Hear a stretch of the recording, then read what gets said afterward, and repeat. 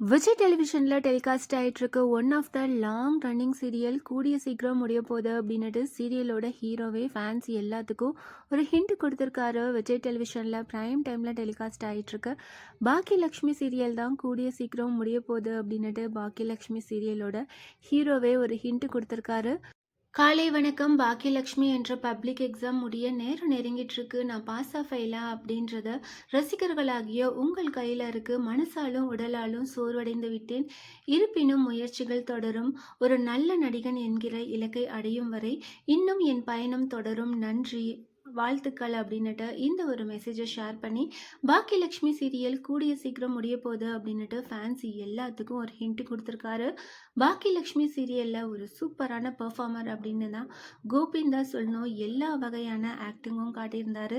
அவரோட ஆக்டிங்க்கு ஒரு தீனி போடுற மாதிரி தான் பாக்கியலக்ஷ்மி சீரியலில் கோபி அப்படின்ற கேரக்டர் அமைஞ்சிருந்தது.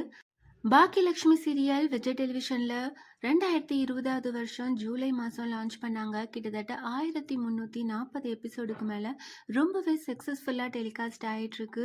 நல்ல டிஆர்பியை த்ரூ அவுட் இவ்வளோ வருஷமும் அது சஸ்டெயின் பண்ணிகிட்ருக்கு அப்படின்னு தான் சொல்லணும். அந்த அளவுக்கு பாக்கியலக்ஷ்மி சீரியலுக்கு ஏகப்பட்ட ஃபேன்ஸ் இருக்காங்க.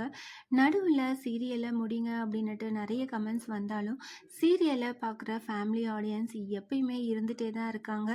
இப்போது பாக்கியலக்ஷ்மி சீரியல் முடிய போகுது அப்படின்னுட்டு பாக்கியலக்ஷ்மி சீரியல் கோபியே கன்ஃபார்ம் பண்ணியிருக்காரு.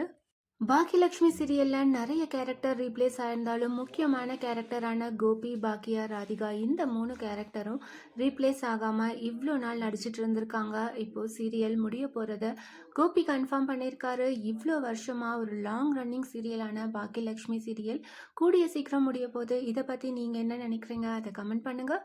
இந்த மாதிரி அப்டேட்ஸ் தெரிஞ்சுக்க மறக்காம சேனலை சப்ஸ்கிரைப் பண்ணுங்கள்.